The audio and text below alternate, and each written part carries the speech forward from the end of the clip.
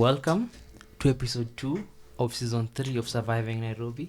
Kama kawaida, it's your boy Hafare, aka the Salami Swami, aka Purple Flamingo, aka Barrington Heavy, aka Fizzy Womack, aka Solomon Mudogo, aka Tasty Freeze, aka Pastor TD Bakes, aka Ngwati Commando.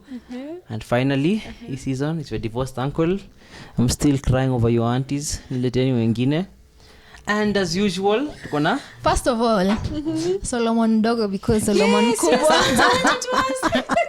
And then, as a member of the 420 fraternity, you're lying to us. TD Bakes, what time, where, please. And when? Nita bring photographic evidence when required. Nikiwa kwa inquest. Sawa, kukiwa na inquest. No, but please don't. It will be held against you. No, don't worry about it. Yeah, The only the thing held internet never against me and forgets. your auntie's bodies. Wow. Must be nice. Trust me, it is. Yeah. Please, mshajua, I'm not creative enough for this AKS, so over to our beautiful guest. Yay. My name is Ruth Lucinde. I'm a medical doctor and I'm also a researcher. Currently, what am I into? I'm into music. And I'm also into debunking COVID-19. Yes, please. Please, because I remember there was a time kulikuwa na thread HCQ, which is, I don't know how to say it exactly, labda useme. Yeah. Hydroxychloroquine. Yeah. Yes, that one. Yes. Karibu ni jiume ulimi. Yes. So yeah, because there was a time you had posted, somebody had posted a thread about, no, it was that time kulikuwa na that weird doctor. The Nigerian lady. The Nigerian doctor. And you know Guy, the thing is, I remember we had a back and forth about yes. it. You And did. Can you imagine Nikisema- I actually believed her?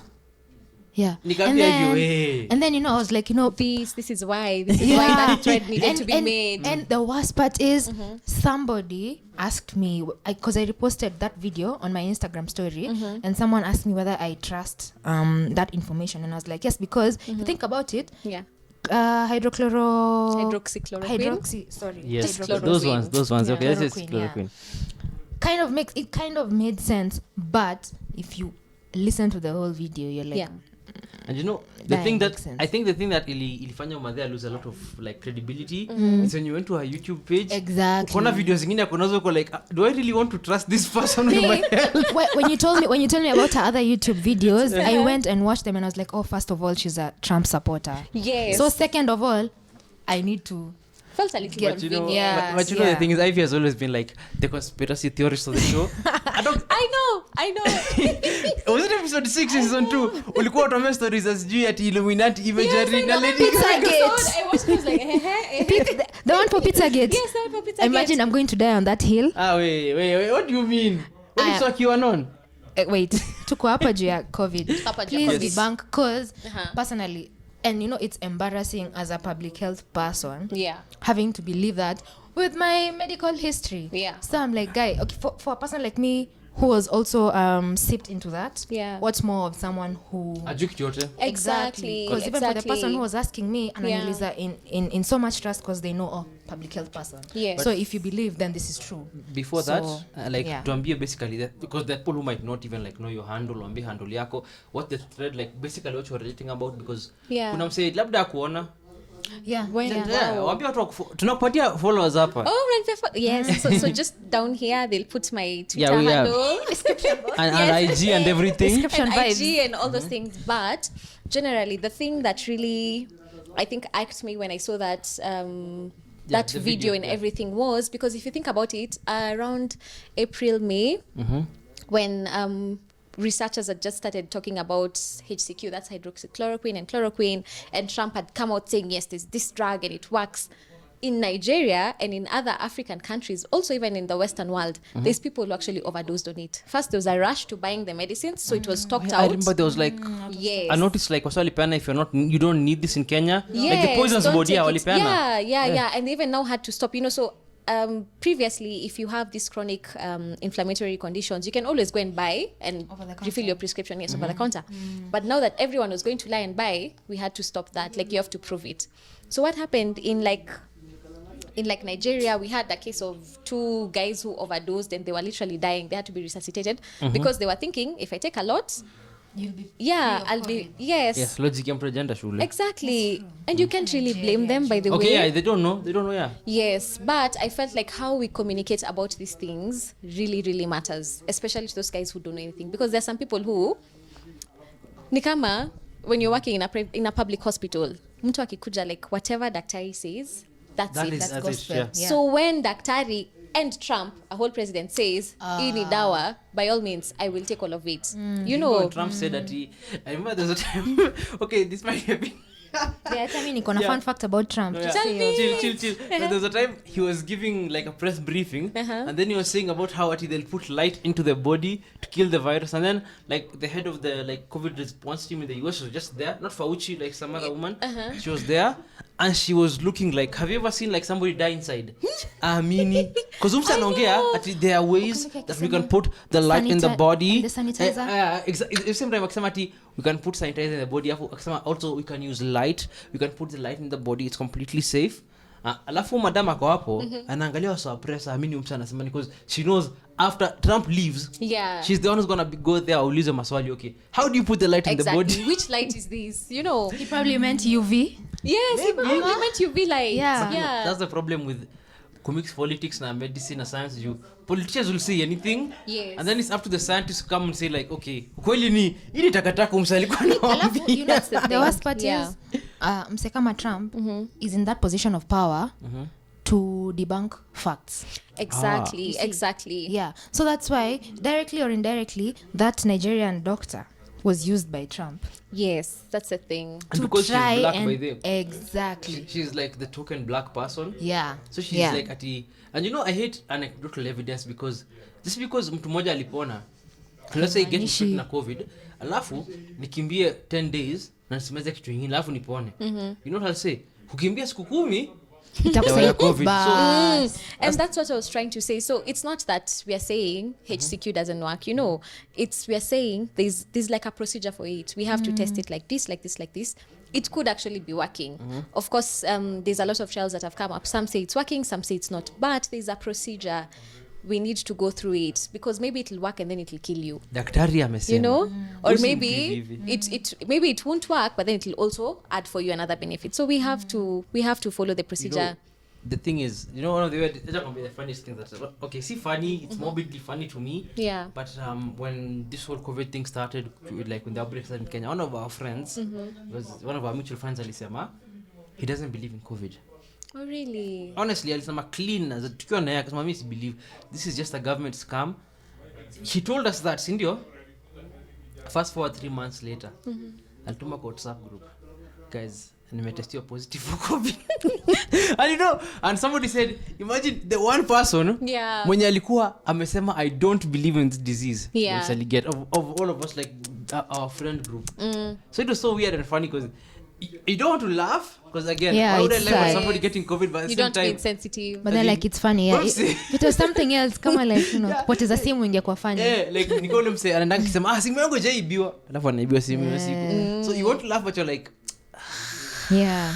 Yeah. It's deeper than that. it's always deeper than that. Yeah, and I also think part of the reason why some people wouldn't believe it is how we communicate about it. You know, generally, first of all, I don't think anyone is ever prepared for a pandemic. So Yeah. no one was. You know, Yeah. like the way things progressed was so fast.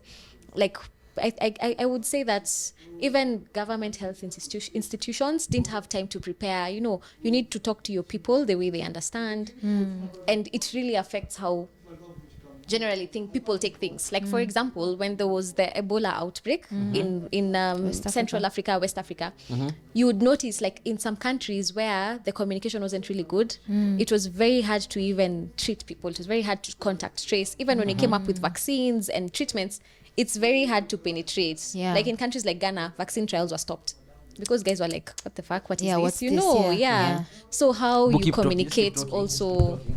also matters. Yeah. I want to ask a question. Yes, ask. Because I feel like COVID was present before we realized it was. Where? So now, Let me just put myself out there. Yes. And not conspiracies. Yes. But Yeah. yes, let's Yeah. listen. Tuendele. No, but like this is not a conspiracy. Remember the time when we were recording season 2 episode when LP Yeah, episode was 3 there. season 2, I yeah. had this terrible cough. I remember. It was around March, right? Mm-hmm. And I was not the only person who had the cough. Several of other people had a cough, a flu that haikuwa inaisha.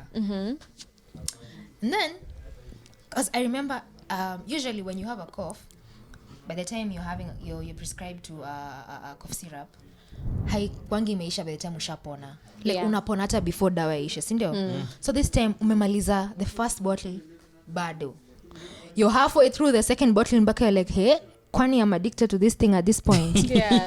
And then suddenly it just disappears. So I was like, was I asymptomatic? Or No, but the fact that you had a cough, you're symptomatic. Were you symptomatic but it wasn't really bad? it was just a cough, like, and then it was a dry cough that haishi. So ilikuja dry na homa ikaisha. And then now just a persistent cough. And then it came at the most inappropriate times. Yeah. Kokomat.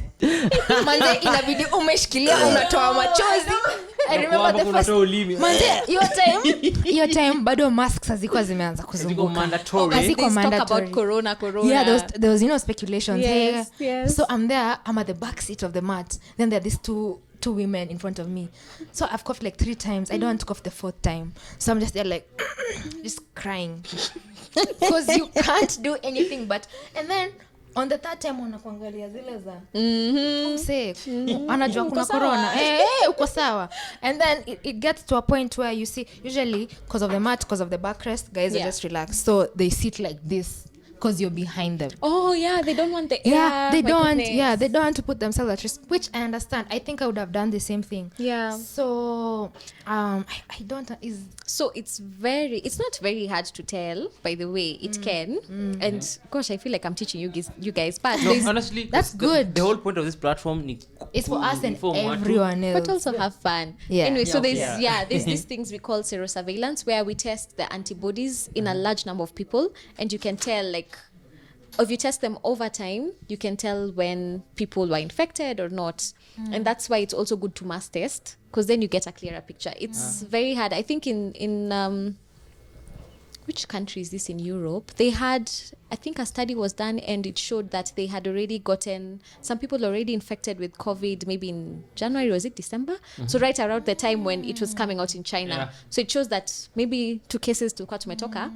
It's just, it just hadn't spread. I saw a study somewhere, I was like some news that Iceland are able to test everyone in the country. Oh, that's impressive. 'Cause, How? Again, country are like 400,000 people. There are few people in Iceland that they are in Rongai. Wow. Ni ukweli by the way.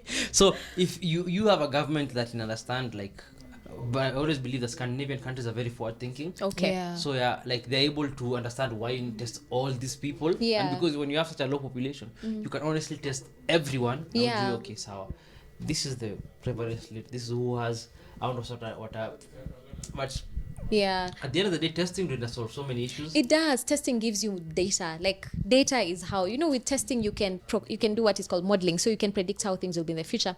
It can tell you a picture of what was happening in the past. It will tell you what's happening right now. All these curves, like, that's everything. This is unacheki difference ya mtu wa mtaani na daktari. Guy. This is the difference. nilisoma medical school miaka nyingi. By the flex juu hizo miaka was it 6 years? All those sleepless nights are not for I nothing. know, This it's is your time terrible. to I shine. missed out when you guys were going to party. I was I'm reading. telling Like, you. I remember by the because fun fact, mi na daktari Dr. Lucinde tulikuwa in high school in the same class. yes, we were even deskmates at some point. Yes, in the same class together. real? Yes. Yes. And This is a reunion. kama umesikiza extra, I may have mentioned her somewhere, but siko mentioned by jina.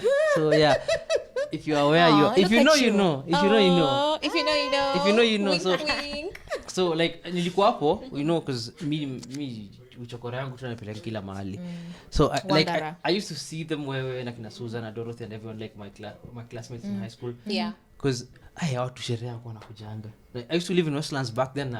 remember when Westlands like 24 Yes, I remember Electric Avenue. yeah, so tukipiga sherehe unashangaa watu wameenda kwa wapi? Wame- La haula. Wanasoma. Unbeknownst to you. Ni kama unasomea KCSE. But med students Med is hard. study. Med is Yeah. hard. Med and law, guy. I know, low guys Na also. engineering, Yeah. like engineering mpaka hairline inapotea. Inapotea, na nilisikia Talk to architecture is Anto. even worse. Guy. Talk to Anto.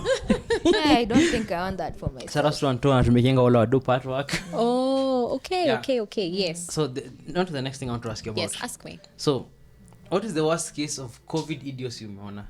Covidiots. Covidiocy. So So we need to define covidiocy in our description box. Yes. and also now pia Yes. so a covidiot ni mtu tu ana go in the face of like common sense and common knowledge in regards to covid ana behave vile anataka because ana believe either the virus doesn't exist or won't affect him or isn't as serious as people make it out to be.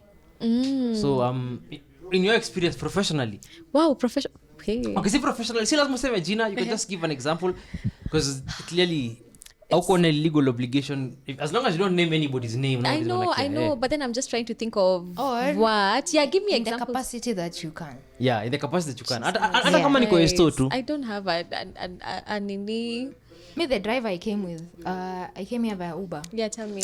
The driver had a mask on, like all precautions observed and everything. Mpaka vile nimeingia kanipatia sanitizer. I appreciate that. Mureithi, big up. 5 stars. But he was like, mi siamini hii covid ilikuwa. Sijaona mtu close to me mwenye amekuwa mgonjwa. Yeah. Like nimeona the only reason he believes that covid exists is because of the news, the numbers, and the cases that he's witnessed from abroad. Yeah. And see at first hand witnessing is because of news, yeah? So yeah, haamini.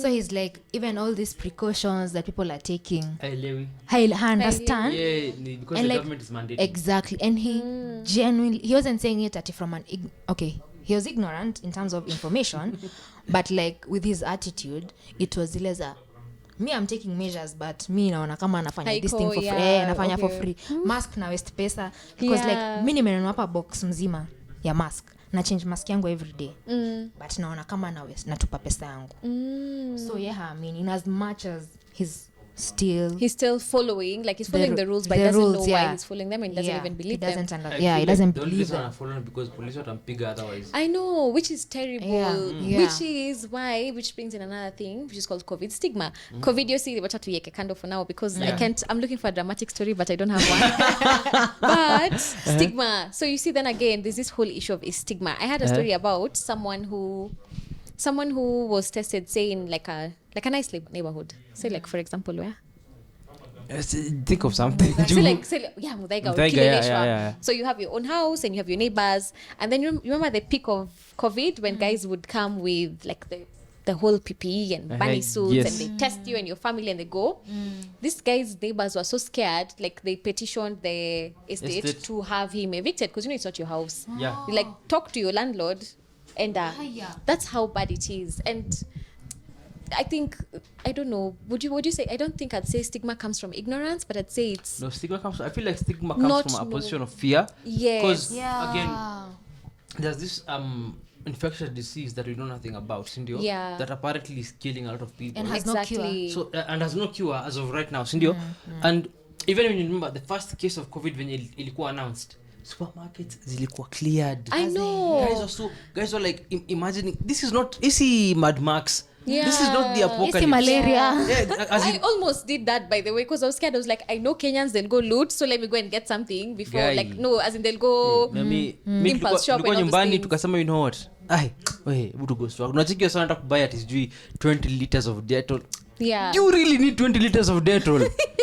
Think about it as a there's guys person. who are in But you know the thing is, the more I spend, yeah. and I feel like with every like new disease that is quite infectious, the more information apart afterwards, the more you realize how to combat it. But because of how, okay, Uhuru alikuja akasema kuna COVID, and you know the funny thing is, the first case of COVID ilikuwa reported wapi? Wapi? Rongai. Ilikuwa Rongai. The first case of COVID. Unajua ilikuwa Rongai wapi? Literally 1 kilometer from where I live. Were you scared? No. Okay. Mimi nilikuwa napiga club yangu kawaida because at the end of the day, I was like, okay, if like I change my routine, Okay, the only thing I changed is kuantoka sana home, but I would go see like my neighbors, I would go like meet my friends. Yeah. Because at that point nilikuwa with the logic of, okay, if COVID is here, the only thing I can do is like just find out how to live with it instead of lock up. Because even my dad told me the same thing, like we just live with it, how we're gonna operate. Na pia because of my job and what I do, I was out of the house back to work before a lot of people. Because the first case ilikuwa You're reported in actually March. still sindio? working. I think you Yeah, stayed home like for March. like 2 Yeah, weeks. it was only. March. Yeah, I talked to you. By literally 2 weeks after your first case iko reported, I was Yeah. back to work full time. Because ndo tunaanza we're doing COVID interventions like serikali. So Yeah. I was back to work immediately. So I feel like hakuna msame live through the whole like process, how to handle it day to day. Ni mimi.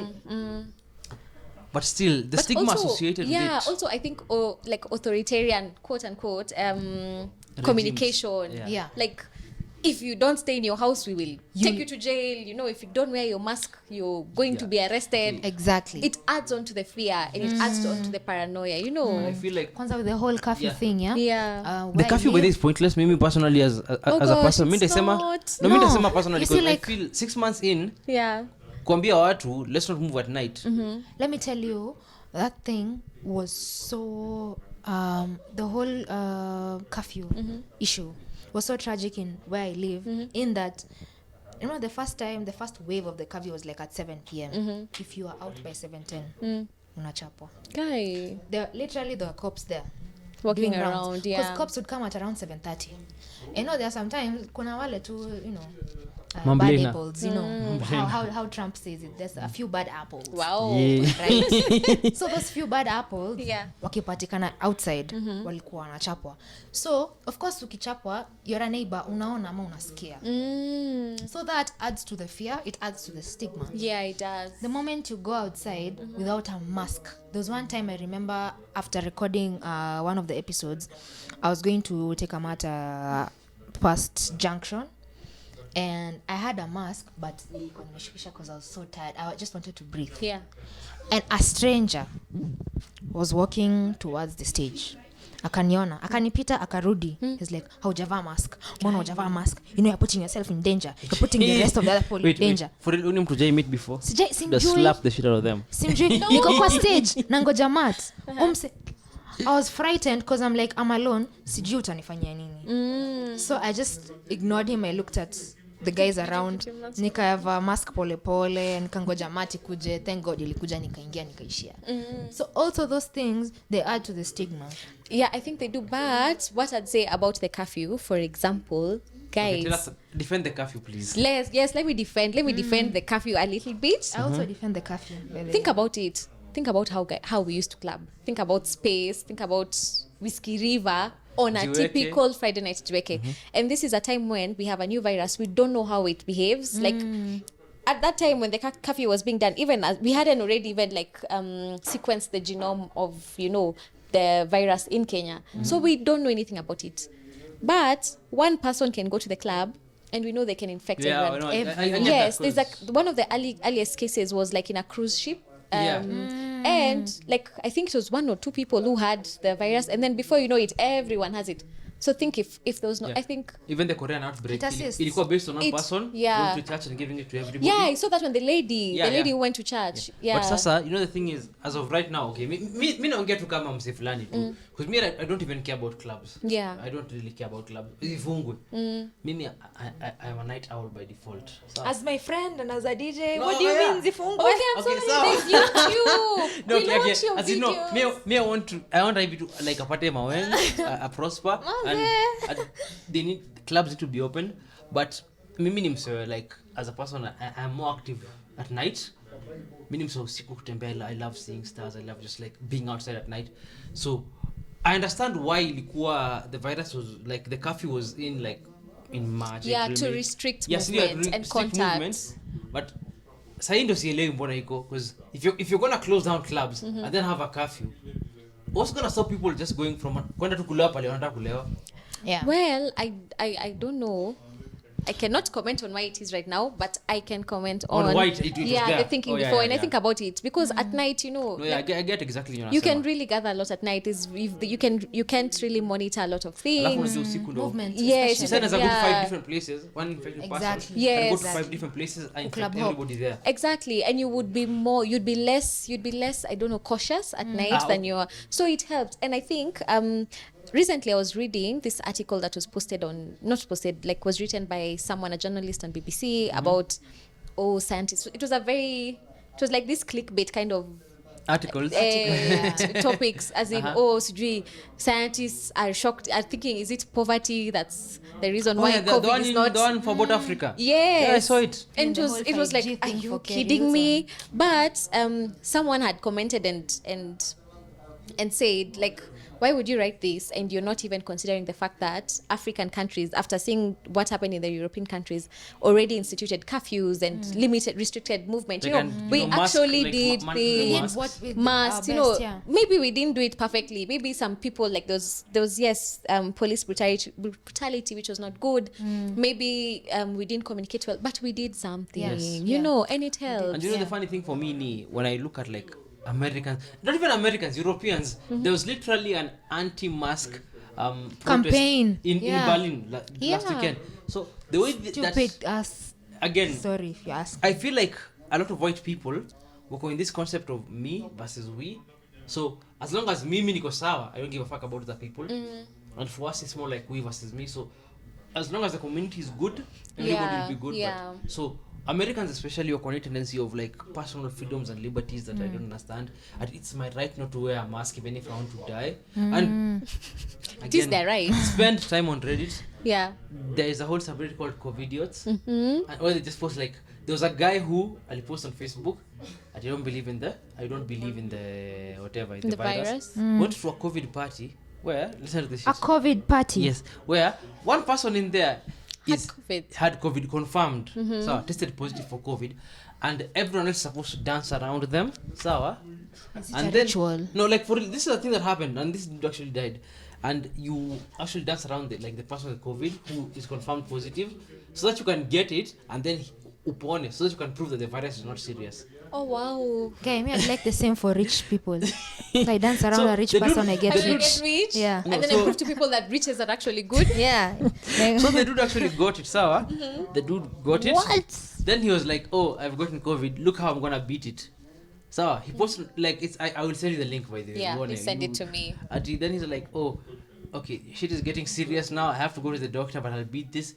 Kidogo, this is the post. Unfortunately, so and so passed away this day because of COVID. Oh no! And it's like, why the fuck would you do that to yourself? Also, that brings a point to what I wanted to mention about establishment regulating the number of people coming in and coming out of the said establishment. For example, the movement right now is restricted thanks to the curfew. But that does not limit how people still interact. You know that, because we could say, we are all going to maybe a Paradise Lost, a group of 10 people. We don't know, out of those 10, one could be infected.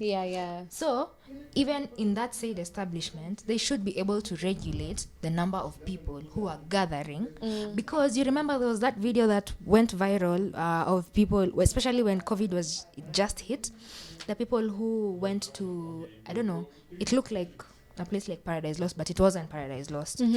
One of those scenic venues and locations. Oh yeah, I remember. You remember? Exactly. And there was Singong Hills. No, Singong Hills. There have been so many, but they remember the one for the kids in the ambulance. Exactly. Wakafanya mama ya watu wapoteze kazi. So unaona kitu kama hiyo, I feel like the curfew alone will not be sufficient, but if it was curfew plus regulation of like right to admission, that would assist, because what's the point of having a curfew but I can be able to rent an Airbnb and bring 20 people inside and party inside? You see, then in the words of our CS CS alisema no get it, I have no child in my house. Sawa, mtoto wangu alikuwa bash, ndio muulize mbona alikuwa, msinisumbue. So that's the thing, like if our CS can say that, CS of health ndio sembuse authorities zingine, mtoto wake anapiga sherehe ako somewhere na kina Chris Kaiga wakipiga sherehe. Shout out to Chris Kaiga, was on the show. Shout out to Chris. Yeah, shout out But to Chris. kuchapwa na mwiko is Nayo kusema hivyo. ni kahush, lakini kahush manze hapo kidogo hiyo line ilikuwa So chini, yeah, but we unacheki, like the song. if the CS can say that, I will listen to the song. okay. Mastingo. That's Mastingo. No, I That's think I've Mastingo, heard it, that's but haven't heard it that well. Sawa. Yeah. So anyway, okay. if our CS can say that, Yeah. like, oh, ati ni personal responsibility, ati don't go ask my son why he was there. It means that even the people like hata wewe ukiwa huku nje, it's still your personal responsibility, because at some point I think they feel the government imekuwa a bit hands offish, especially these like the recent days Yeah. towards the whole pandemic. Like, so umeambiwa ya kutosha. You know you're supposed to wear masks, sanitize, like limit your social distance and all that, yeah. So I feel like serikali imefika ile point ya fuck you niggas, hata si lazima tufanye kitu fulani. No, then I think another thing with COVID, which like it's I don't know, I'd call it a matrix. Like COVID is not just a disease. There's so many things associated with it. The way I was saying, I don't think there's anyone who's ever ready for pandemic. So then there's the whole economic aspect of it, you know. And there's a time when someone was interviewed on news and they said they would rather go to work, lakini wapate chakula, than not like stay at home and die of hunger. Like, what is this COVID? That makes You know. sense. That makes sense. So then even when you're making regulations, like you have to think of so many things, like how do we make sure the economy is surviving kidogo while we are protecting these people, because if they die there's no economy. But then again, if there's no economy, they die. You know, Yeah. so like we were doing COVID-19 interventions because there was kuna pesa gava ilikuwa inapeana for like people who have been affected by COVID. We were the ones in charge of like who's getting it. So me, I was talking to guys from Kibera, and they're telling me honestly, if I don't work, I'll start stealing. Oh, that's And they're sad. like, for real, honestly, ukweli wakisema mi kasi na kazi nitaanza tu kuiba, because these are guys working in there, so they work every day, they come back, and I talk to them like on a personal level. They're like, Yeah. it's either you guys give us cash, we keep going to work, or we start stealing. Those are the three options. Serikali nipatie do. So that's the way like we got now. So like I would talk to somebody like namwambia, okay, I'll put you in the listening. Yeah. And you know the hardest thing about your kitu nini? One of the hardest things naifanya, having to tell people that your list imeja, because we had a certain number of people we're supposed to put in. So like mtu anakuja, we start doing the exercise on Monday, inafika Thursday already have my limit. So I have to call HQ and be like, okay, we already took over limit, yeah, I know, but I need to put these people in. Yeah, they actually need they it. actually need it. Yeah. And it's like, HQ and you know what, we have to look at other like sub counties in Kenya. Let's see where's the space, because there's everybody's You being have to allocated the share, same. yeah. So they're saying that there's space in like Sijui Gembe North, so you can put it out to put under there. And in the end, back in Africa point, the whole database is everyone is full back out. terrible. And Yeah. it's such a hard thing to do. Is that the same policy that works like in the States, where if you're unemployed you have some kind of handout? No, because this is only for COVID-19 interventions. The same policy ka states ni what's known as Inua Jamii. But Inua Jamii is only open to 3 groups of people: older persons, Handicapped. persons with disabilities, no, persons with severe disabilities, not just PWDs. If you're a PWD who can actually work and fend for yourself, you do not fall to the category of PWSD. And then there's OVC, orphans and vulnerable children. Those are the only people in Kenya. Okay, Who you're are- serious about your work, eh? That's Of really course, good. I'm Yeah. good at my job and I'm proud of it.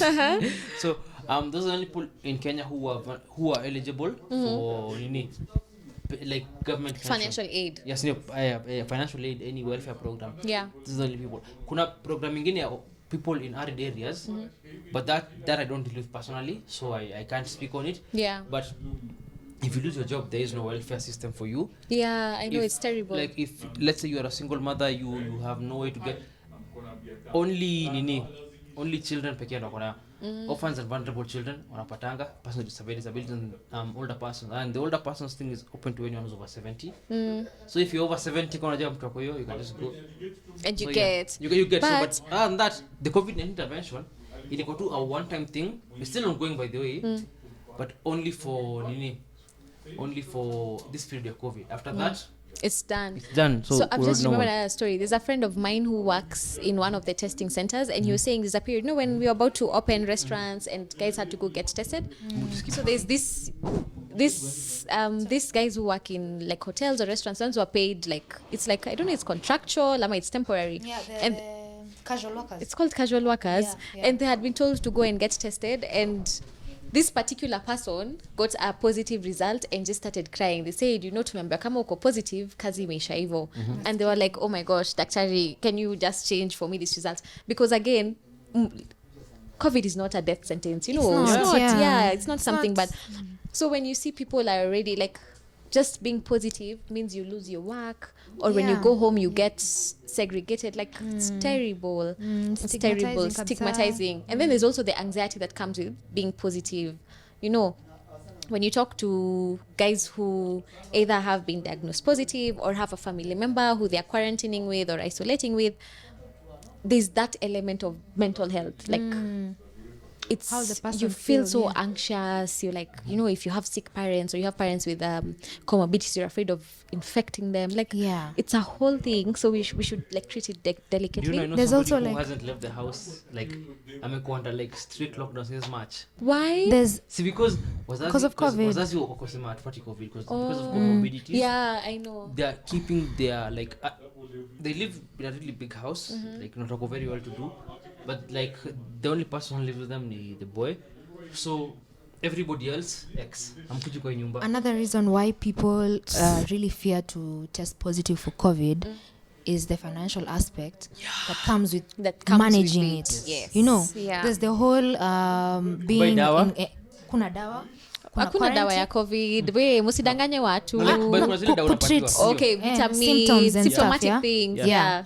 So like could treat, that's why I said manage it. Yes, manage. So, yes, good wording. Kuna hiyo kukua in isolation. Yeah. Sometimes maybe where you live physically is not ample enough for isolation. Yes. So you have to be put into isolation that is Center. exactly in a center that costs money that they probably don't have.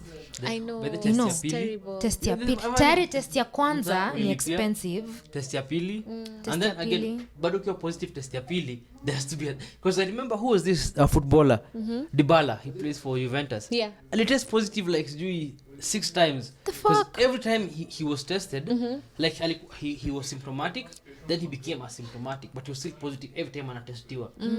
So like you are 6 times down, ikafika ile point you're still like sawa, you're just shedding the virus now. Yeah. So but imagine for him, he's like a rich footballer, the club He is can paying afford for, it. he can afford it. Yeah. Imagine Now, for somebody mtu wa kawaida tu. What more? And that's why more people don't want to be tested. You see, like with this whole mass testing that maybe in estates and stuff like that, Yeah. especially in areas where they are very clustered, right? So unapata watu wa gava wamekuja, they've set up, they're like, okay, come for testing, yes. come for testing. They don't want. I know, Hata kama ni yeah. free, they don't want, because Yeah. they don't want to live with the fact that what if I'm positive? Exactly. Sina hiyo pesa. So That- one I yeah. had is guys go get tested and then they put fake numbers, fake addresses, fake everything, because like I'm getting tested but I don't even care about the results. Like this is bigger than HIV. I feel like But I don't know. In terms I of feel stigma? Like, no, again, the immediate, the thing is, really? for a lot of 'Cause people, I'm a the HIV immediate impact Yeah. of like just having COVID, Yeah. ni more than, because we have lived with HIV for so long that if honestly my workmate came in tomorrow sema kwa HIV positive, so sawa basi. that's tuendelee na kazi. No, I'm But saying think in about it. comparison to the first time when HIV came out.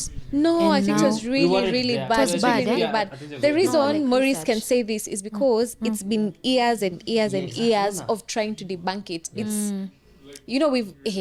it's been a long journey and we're still not there. Yeah. So Because I right don't- now, yeah. like off the topic, but like right now, if people engage in unprotected sex, their main concern is HIV, not even like pregnancy. Or like, no, or wait. both. Nowadays, Kuna I prep think na nowadays, pep. yeah, I Na think prep na nowadays pep. people are. Correct me if I'm wrong, but I think nowadays people are more concerned about getting pregnant, not even HIV. For me, Ima- I work with guys like even sex workers. Pre-prep. Pre-prep, Pre-exposure prophylaxis. pre-exposure prophylaxis, Yes, and guys. post-exposure Post-exposure prophylaxis. Yes, like before. Or before those ones. Yeah, before they came to the market and like before sensitization, Yeah. people are like, hey, HIV. But Heri then- nikuwe na ball kuliko. you But know, now, kutoka kwa watu wengi people are tumekuwa like, about heri AIDS. ball kuliko Yeah. HIV. But you see, that's the thing. Think about it. Now with It's COVID taken now. such a long time. Okay. First of all, like COVID, it's caused by a coronavirus, and there's so many. Some of like there's even endemic MERS and coronavirus, yeah. like some Yeah. of the flus. So it's something which ultimately we'll have to live with, and people may forget. So we can really compare it with HIV because Really? HIV has taken a long time. It's In been terms of such stigma? a journey, even in just Kenya. It's been such a journey. You, as a doctor, in your professional opinion, your advice to how you can transition to living in a post-COVID world. So at some point, Rajua, normalcy has to resume to a certain level. Yeah. Normalcy has to resume to a point where, like, okay, people are free to go back to work. Like bars can be open. Because I saw the other day on news, like bar owners were saying, "No, busy too." I know waitresses personally. Yeah, the who out whole of economics work. versus health. Yeah. So like, transitioning. It's a difficult question. You're like putting me on the spot, and then I look down. No. Like again, No. I believe kwa hii platform, anything you say, the people who listen to us, I don't think ni mamblena tu fulani. They're able to discern kenye unasema. Yeah. No, but I think COVID, until we get a vaccine or good treatment or therapies, will be here with us for a while, Why you know. do that, eh? So then, hey, it's a difficult question.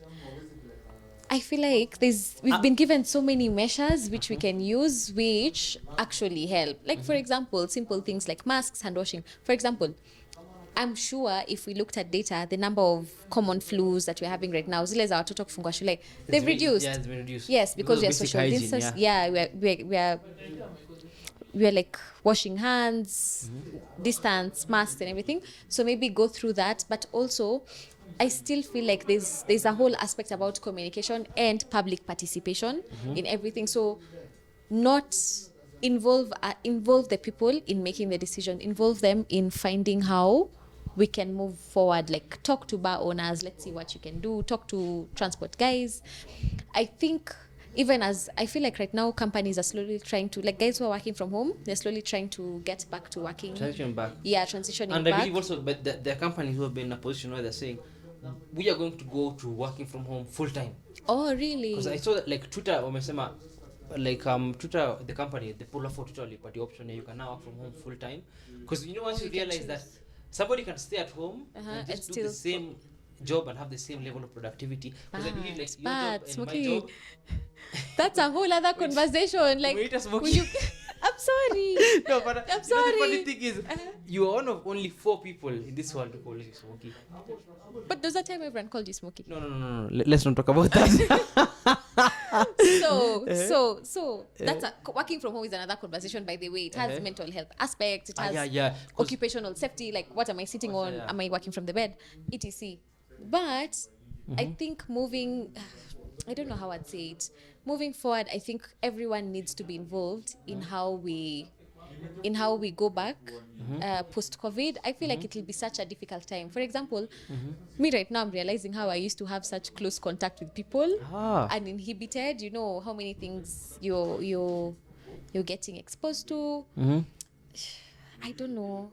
No, like just honestly, see it Ndako, your word is not gospel, it's not the I know my word is not gospel. I've even thought about it, like how do we go back to how do we travel, you know, how do you go back to holidaying, how do you go back to schools? Imagine like kids, like because at me, you know, I had to like take a break from school. Yeah. During COVID, because I had no idea how to approach it. So I was like, I didn't want to go online. Because when the online classes were being offered is when I was doing the most work. So I couldn't really spare time at you. Saa 8 niko class when I'm somewhere in a slum, like looking for people. So like I had to take a break from school because of that. Yeah. So hata nashanga how is it gonna be when I go back? When you go, I know it's going to, it's there's, I think there's so many. Nat. Ambia usanyamaze. Yes, so we continue. Okay, sawa. No, I'm saying I think there's so many factors to it because a lot of essential services are also being on hold. Like, for example, immunization services, you know, critical small things. Yeah. Maternal health services, like, and I'm just talking from a health perspective. There's, to be honest, it's a very difficult question. It's a lot, and I'm sure there's experts thinking about it, and they still can't figure out some ways because it'll be an expensive world. No. Post-COVID, it'll be a very there's expensive always world. the option of tufanye kati zetu tuamue fuck it. I know. Yeah, that's the thing. Tuamue to fuck it as in tumeomba na Mungu ametuonekania hakuna corona Tanzania. Imagine Uhuru Kenyatta kiama kisha sema there's no more covid in Kenya, fuck you niggas, rudini venye ilikuwa. But I think a lot of effort has been put to get us where we are in terms of trusting. Like, do you trust MOH? Do you trust Okay. Kenyan researchers? You see, Again, I believe that I trust Kenyan researchers because I know Kenyan researchers. Like kama wewe, you are people who are really good at what you do. yeah. But because of how the government set up, there's always this level of bureaucracy, and there are people who might be above you for pay grade, who don't give a shit about what you do. The only thing they care about is how they'll eat off this pandemic. But where as a researcher, you in your professional, I trust you completely. Yeah, so you see, I think when a group of experts and people who know what they're doing say there's this thing, it's killing people, we are trying to figure out how to sort it out, and then you come here and say like this thing doesn't exist, or thing, it's so counterproductive. You're creating doubt. Like now people will be like, should we believe nani Or ajichape tu. ama watu wanajaribu kutudanganya, it's so There's a friend of mine, actually a neighbor, who has friends in TZ, and she's always mad. Oh, my friends are always sending me stories wako ma club, wako shows, they're at concerts. yeah. And then like she's just angry at the government for denying her that. That privilege. Yeah, The experience. every time too, and she WhatsApp angalia, my friend ameenda club, my friend ameenda kufanya. So I'm like, as in I can't really say anything because I don't really know what's happening. Exactly, we don't really know what's happening there. Logically, hata mimi nafikiria hivi. Kwa ground. Kwa ground vitu ni different. Yes. But logically mimi nafikiria hivi. And I've also tweeted this before. If every country in the world has COVID, then how does Tanzania not have COVID? Like logically, Yeah. give it logical. The moment Yeah. you see it like that, if the most technologically advanced countries but don't report cases of COVID, even New Zealand with all their stringent measures, but wanna get like second waves, even no matter how small, but wanna get. Then how is TZ, a country basically run by a Now, chemistry how teacher? access to TZ has not yet been Gosh, denied. please, disclaimer. I have not blasphemed the name of Magufuli. Him. No, mimi- I am not associated with him. Like there's a barrier No, here. skia. Okay, sawa. Mimi as a person nimetalk shit about the country of Tanzania on multiple occasions, and I will continue. You're gonna crusade against umse. No, not against umse, but against those wanakula chips maya alafu wanafunga bao. Even on the Geopolitics episode. Hiyo siku tulisema. Nilisema. Anyway, sawa. But So- it's true. So when we were in med school, there's this lecturer. Okay, not I think even most lecturers used to say, like, when you go for like to the ward and they ask you, like, examine this patient, what's going on, and you're just there touching, and you're not saying anything. The consultant would be like, you cannot find what you do not know, And I feel like with Tanzania, we cannot really say if there's no data. If they're not telling us how many people they are testing and whether or not they're finding cases, we cannot really Didn't know. they report data last in April? Yeah, but like, because I remember there was time they reported like 500 cases and 24, and then that was it. Magufuli akaenda kutest popo for whatever reason.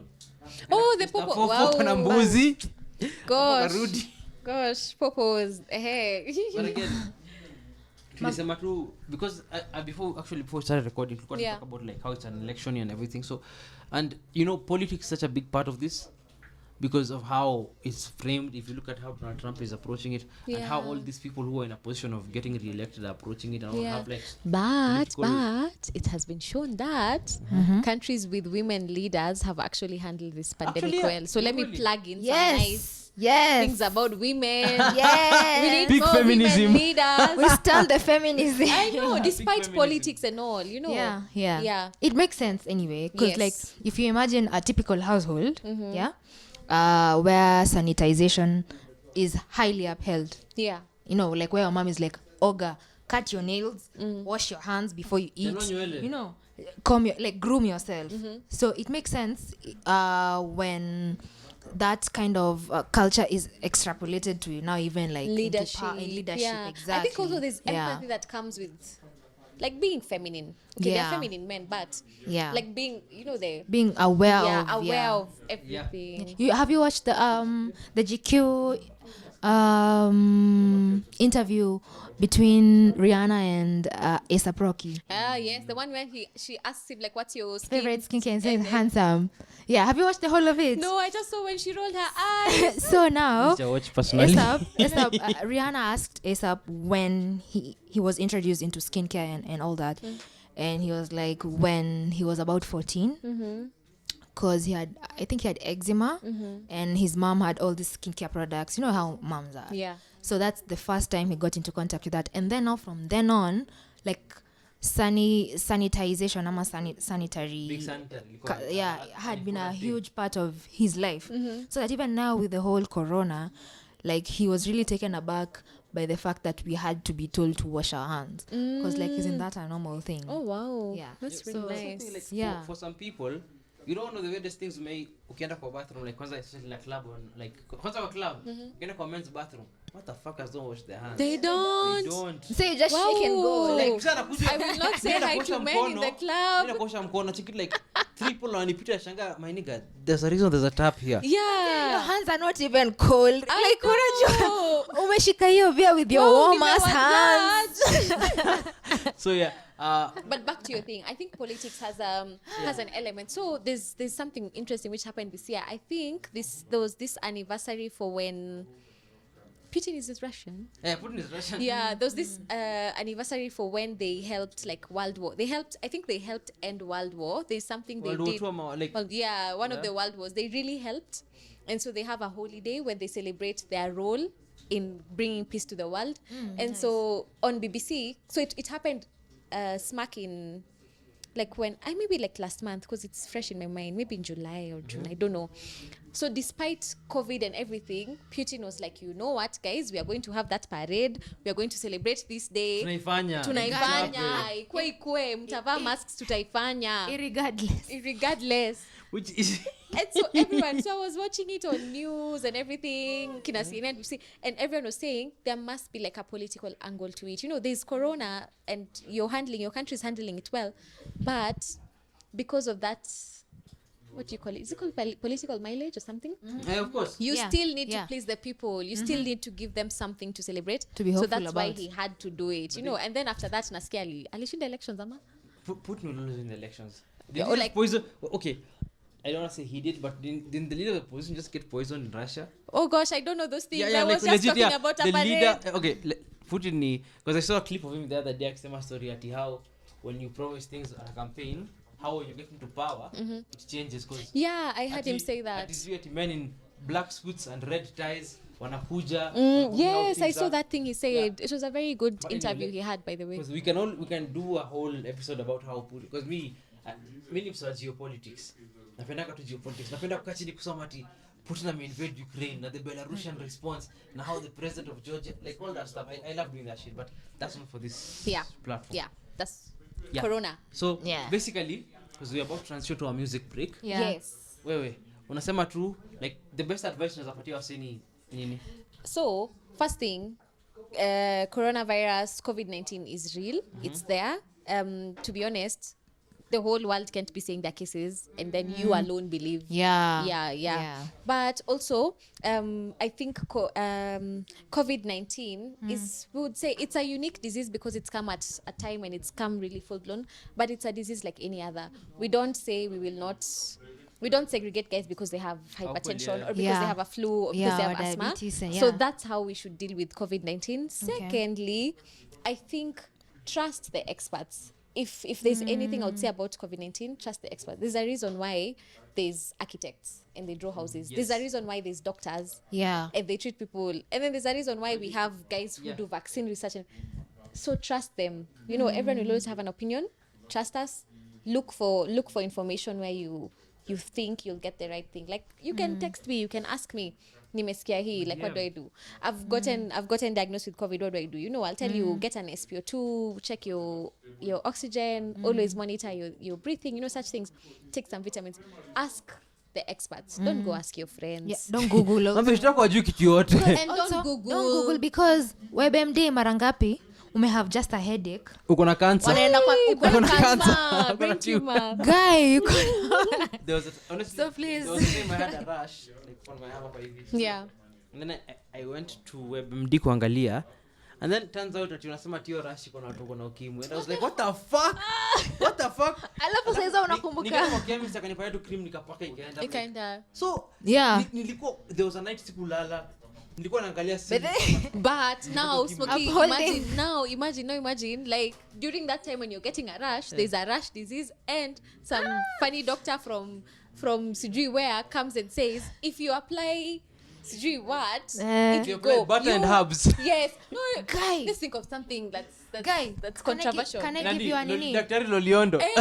Kunywa hii vitu it's like ukunywe upate kidney damage, you die because of that shit. You see it was just a simple rash. I'm going to get a bit graphic for people who are not comfortable with this, but like with yeast infections, if you read online, you'll be told like home remedies is to insert garlic up in there. And you're like, people have testimonials. There's YouTube videos on that. On how to insert garlic. Yeah. In your, privates. And people are doing these things. And you're like, what the heck? What are you doing? You're actually increasing the chances of multiplication of this. Yeah. So you see with that, now imagine how far, like even to it, sorry Tanzania, but you did the most. Unaona ile time yenye Magufuli alikuwa ana insist story ya herbal medicine, right? And then there was this video that went viral. Was it Madagascar? No, that was different. They said they have a herbal and they wanted to sell it, and they said it's a cure. And this is why we're saying there's a process for things. So you think you have the cure, bring. Let us test this. Let us see what's working. Let's go through it. Because now the cure is not working. Can I tell you a fun fact about Madagascar? They came out with the herbal cure, and then like, everyone tweeted about it like 2 months ago. They had to put their capital city in lockdown because COVID cases increased to a point where like they couldn't control it. You remember that viral video that went viral from Tanzania, where there's this family that walikuwa wanajifunika na bed sheet and then wana boil some certain herbs alafu wana inhale hiyo moshi. Ati sasa that's a way to prevent COVID. Wow. How many people do you think like that? Yeah. Boils down to how we communicate about it. Exactly. Yeah, knowledge. And I think that's the curse of our generation. There's so much information out there. You know. You can't sift from the fake and the real. Yes, you can sift from the then it also comes to I call them the gatekeepers, your leaders, your health institutions. Like you guys are the ones who need to debunk it. Remember, tuliambia tukunywe Hennessy tatuchoma. That man was trending on Reddit. So yeah. No, I saw it on TMZ. I saw it everywhere. It was on TMZ. Yeah. So you see, like you have an opportunity, like if you have like, and I like what you've done. Even if you're just reaching 2 people, 3 people, say the enough. truth. Yeah, that's enough. If 2 people tell 2 people, Yeah. Slow but steady. And with that information, sawa, ntai maivi anawabless na some really dope music. So if you're not on YouTube, ingoma ina play saizi. If you're on YouTube, please look for audio channels because of copyright. Hatuwezi play ngoma hapa. So yeah, boys, it's time for the music break. A few minutes later. And we're back from the music break. Yay! So before we get into the final segment, I want to give out a big shout out to our creative of the week, a new segment we started in the last episode. Our creative of the week this week also has been on the show. She was on season 2 episode 4. Shout out to Mercy Mbithe. Honestly, can I just say she's the only person who I relate to in terms of humor. Like her dry jokes are so funny to me. And I remember like even when she was on the episode, I was the only person I was laughing too. who was enabling. I was laughing. Please, and then you go back and refer to the kuna evidence. Kuna audio evidence. Back to the TEF episode. Nijioka na kushaita. TE2 early for TFB. TEFB. She's brilliant and she's funny as hell. Wow. She's doing writing for TV shows right now. She's also a writer on Too Early for Birds. She also has a really dope podcast inaitwa Not Your Ordinary News, inaitwa aka Nyo News. Oh, we should write it down.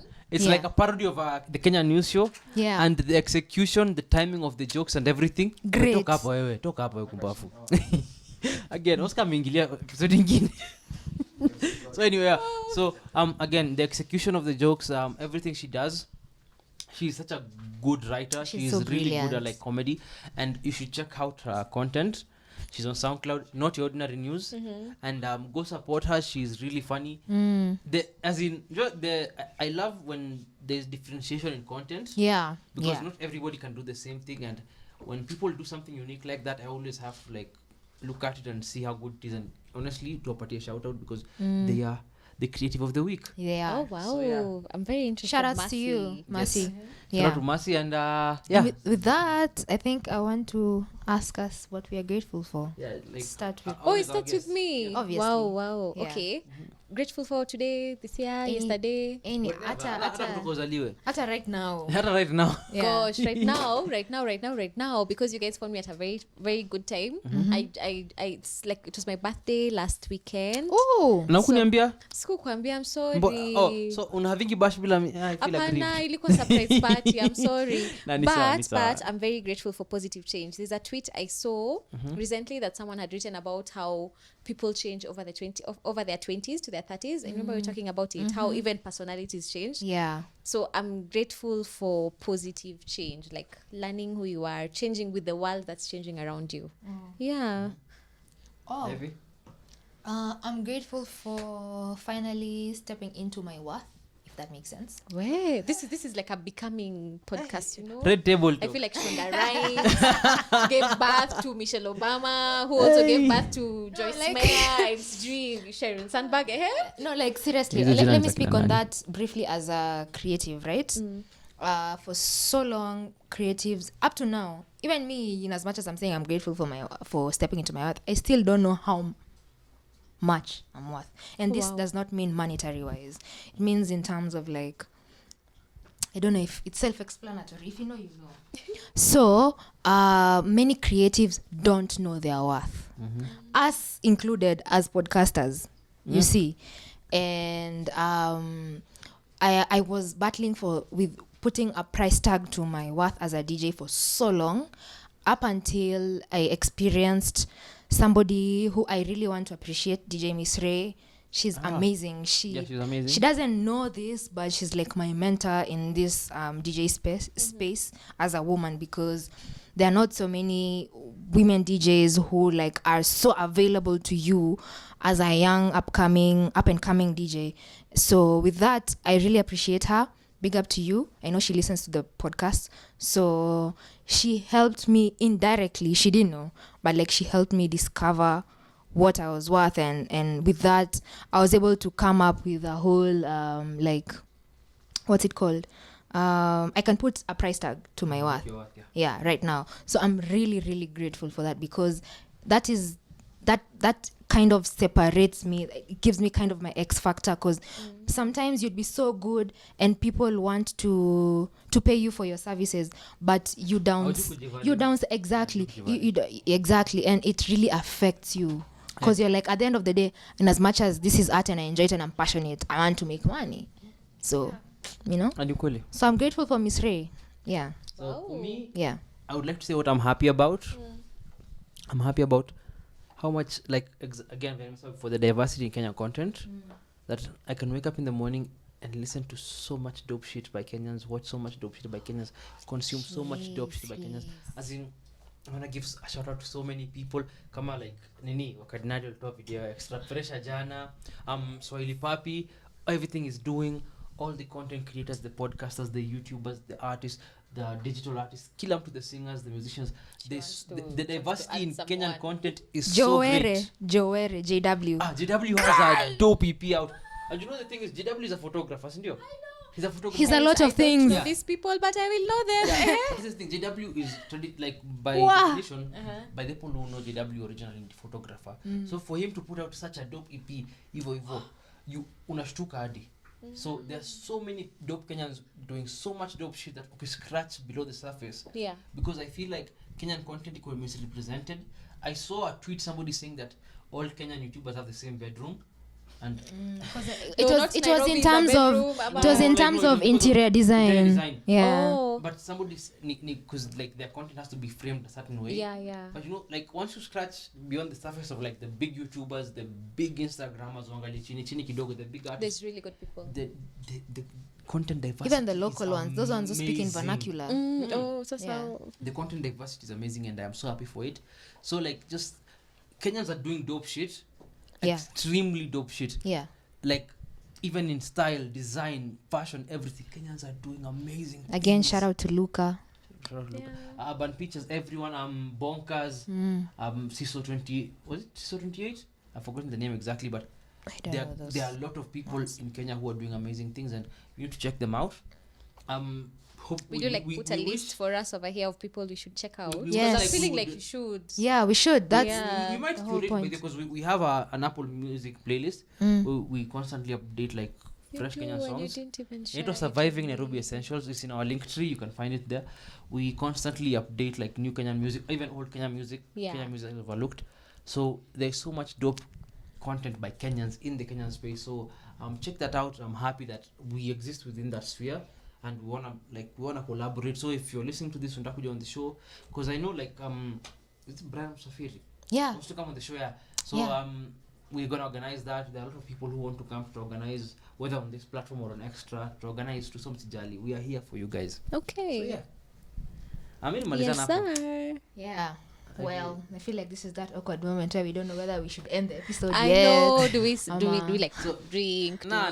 Right. Our tea. Tunasemanga tu. Green See you on the tea. next This one. had been You green too. tea. baby. Green tea Thank with you. jasmine. I Yeah. think has a cinnamon. Yeah. Maurice, what does yours have? Yangu ni Lemon. gin. Come on, my come on. Yangu ni gin. Mimi ni mlevi tu, so usijali.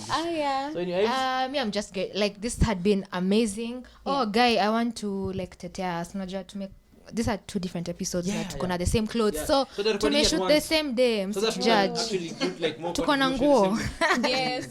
I don't dress like this all the time. Yeah. I have enough pairs of shoes. And in my they house. didn't give me a memo we would have Coordinated. we would have coordinated Yeah. black. Hey, guy, Oh. mtu tusiende kuambiwa episode 1 na 2 mmevaa the same clothes, hamna Ati- nguo. Yeah. Alafu by the way, please. And it's the for- first video. Yeah, before we go, please msiforget to donate. The number will be somewhere Over here. Yeah, please, we got This is so description. fun. I Send know. something, Down here. Feels so anything. We nice. appreciate Link. it. It keeps us in business. It keeps us giving you all this great content. So yeah, Naitwa kuomoka. tunawapenda. Kokomoa. Kuomoka. Rich people. Wait. No. Daktari yako na pesa. Ay, no, Yeah. please. So Other yeah, than that, thank you. other than that, And thank you the for episode listening. is over. Yes. Peace. Bye. Bye.